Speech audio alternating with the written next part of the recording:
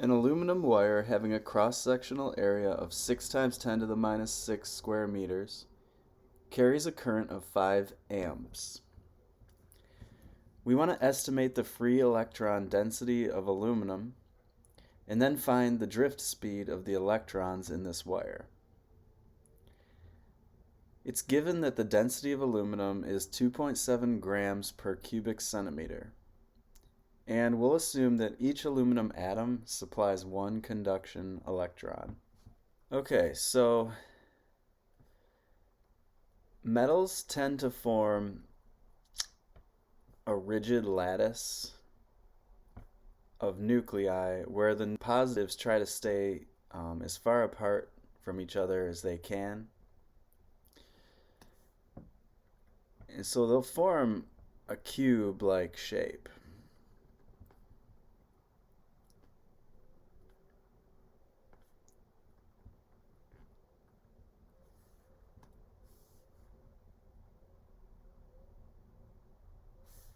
Each aluminum atom is going to supply one conduction electron. And so what we'll expect to see here is that there will be one free electron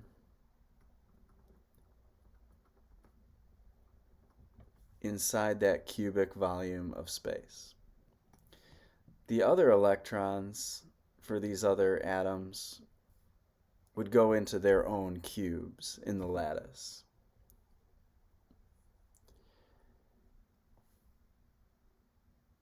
Alright, so now we'll scale this up to the size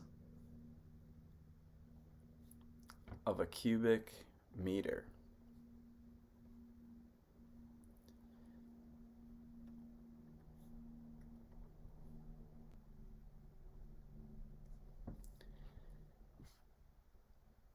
So this is a volume of 1 meter cubed.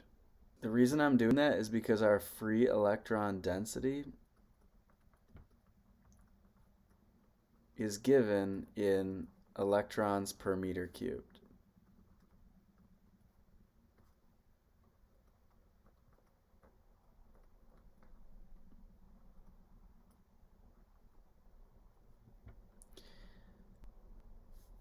First of all, let's use the density of aluminum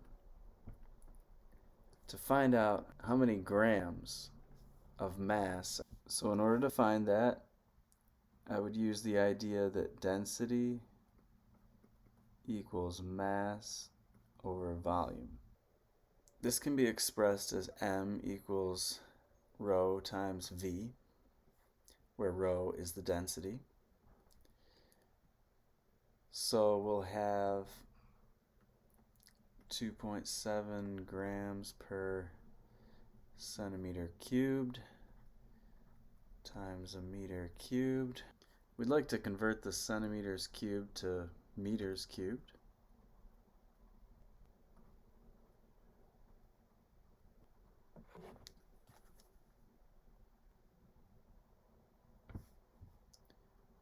Alright, so our mass is 2,700,000 grams. Let's find out how many moles we have in a meter cubed. So to do that, I'll take the grams that I had found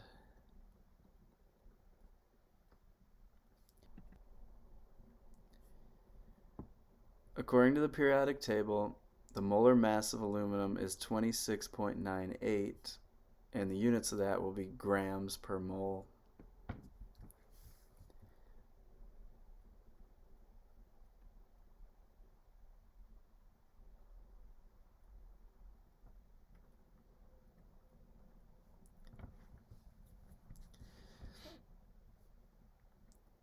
The number of moles is about 100,000 in that cubic meter of aluminum.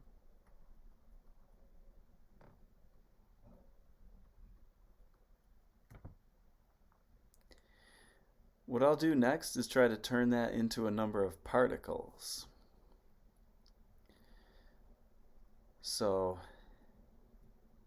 we'll use Avogadro's number for that.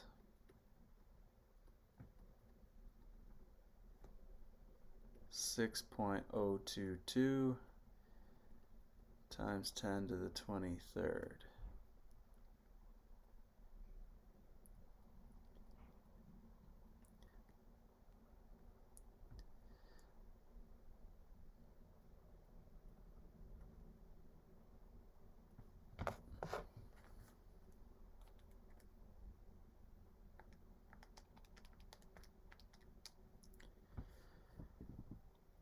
I'm getting 6.03 times 10 to the 28.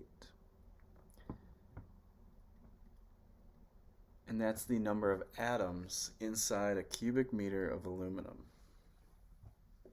We were also told that each atom of aluminum will contribute one free electron.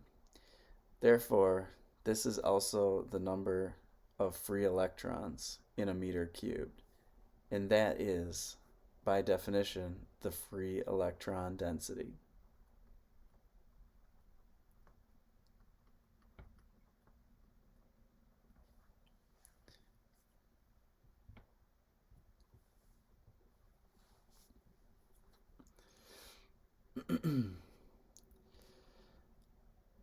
The next part of the question says, find the drift speed of the electrons in the wire.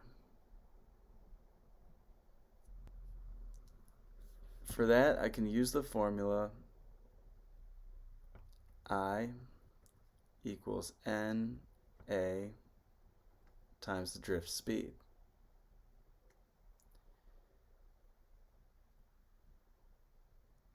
I see that we were given the cross-sectional area, but we weren't given the electron current. We were given the current in amperes. In the past, we had used the idea that the current in amperes will equal the electron current times an elementary charge of the charge carriers.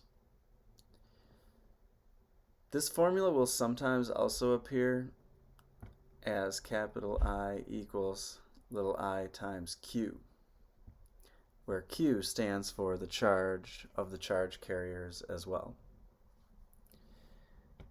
If we divide, we see that little I is equal to big I over Q.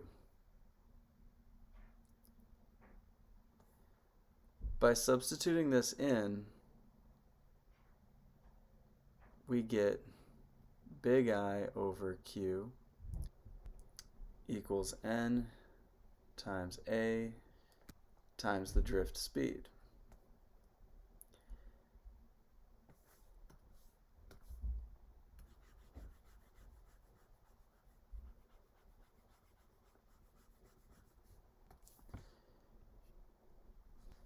So if we multiply Q to the other side, we arrive at another useful formula.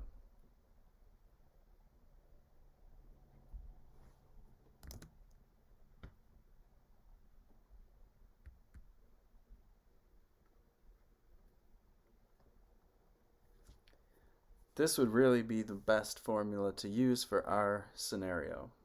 We know the free electron density, 6.03 times 10 to the 28.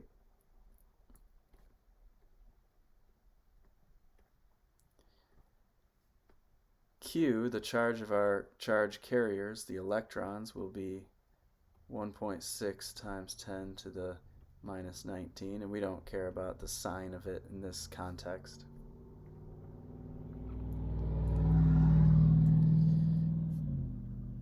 The area that was given above is 6 times 10 to the minus 6 square meters.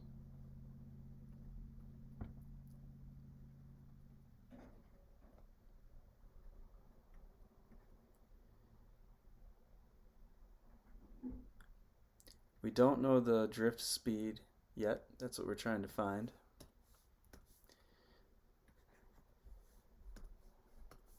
But we do know that our current needs to be 5 amps.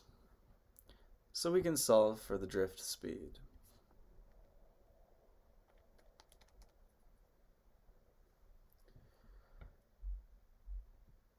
The answer is 8.6 times 10 to the minus 5